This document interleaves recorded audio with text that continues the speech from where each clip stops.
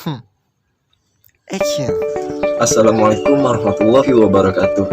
Perkenalkan, nama saya MF Ran Firdaus dengan NIM 0805-138-1924-076 kelas B. Kali ini saya akan menjelaskan tentang sound speed, kecepatan suara.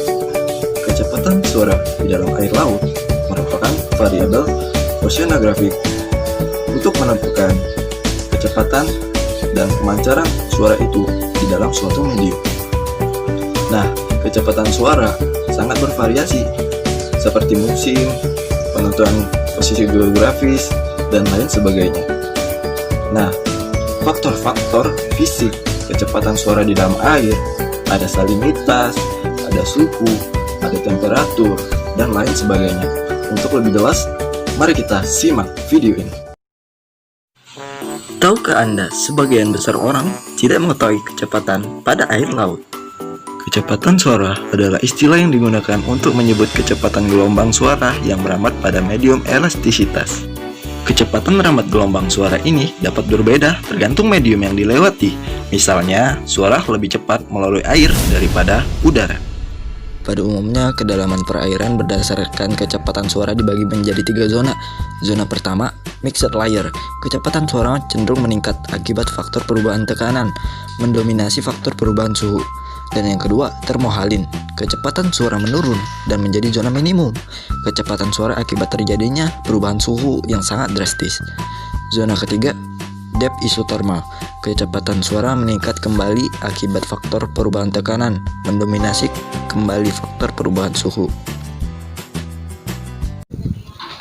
Nah, faktor kecepatan suara dalam air ada suhu, salinitas, densitas, dan tekanan.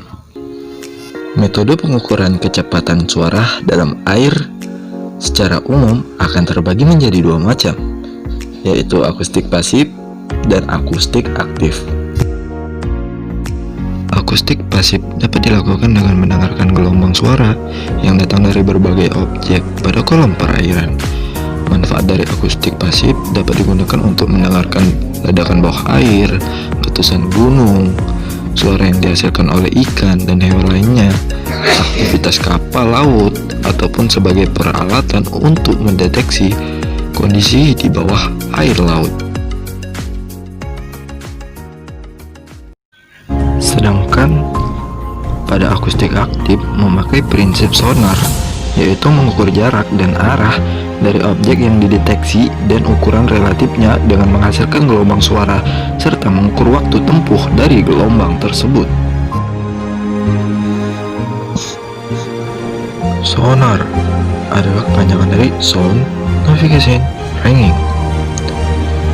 Sonar mengukur jarak, arah, dan kecepatan objek di bawah air menggunakan ultrasonik. Sonar terdiri dari transmitter dan detektor. Biasanya itu dipasang pada kapal dan perahu. Pemancar menghasilkan dan memancarkan gelombang ultrasonik. Gelombang bergerak melalui air, mereka dipantulkan setelah menghantam objek di dasar laut. Gelombang yang dipantulkan dirasakan oleh detektor. Detektor itu menyembunyikan gelombang ultrasonik menjadi sinyal listrik yang diinterpretasikan dengan tepat. Interval waktu antara transmisi dan penerima sound adalah perekam. Dengan mengetahui kecepatan suara di air dan memperhatikan interval waktu di atas, maka jarak benda yang memantulkan gelombang suara dapat dihitung. Teknik sonar digunakan untuk menentukan kedalaman laut, berguna untuk menemukan bukit bawah air, lembah, kapal selam, gunung es, kapal yang tenggelam, dan lain sebagainya. Nah, pada sonar ada yang namanya echolocation. Gelombang suara dipantulkan ke dasar laut. Jika sudah mengenai dasar laut, maka akan dipantulkan kembali dan masuk ke detektor sonar. Dan gelombang suara juga digunakan untuk menentukan posisi ikan dan objek-objek yang ada di dasar laut.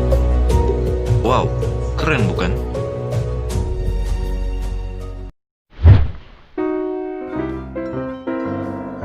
Pada wilayah dingin seperti kutub, temperatur dan salinitasnya memiliki nilai yang hampir konstan dari permukaan sampai dasar perairan.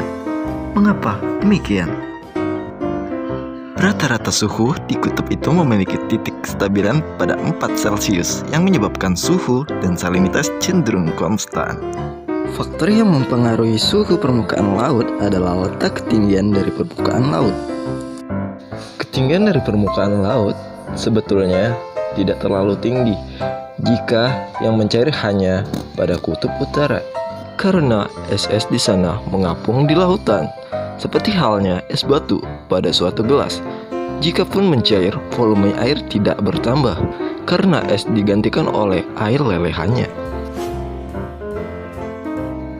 Dan faktor selanjutnya adalah perubahan iklim. Dengan mencairnya es yang ada di bumi, maka akan berkurangnya kadar garam di lautan. Air laut berkurang keasinannya karena tercampur dengan air tawar dari lelehan es. Dan pada dasarnya salinitas sangat berpengaruh bagi arus di laut. Nah, mungkin itu saja yang dapat saya sampaikan. Semoga bermanfaat. Terima kasih.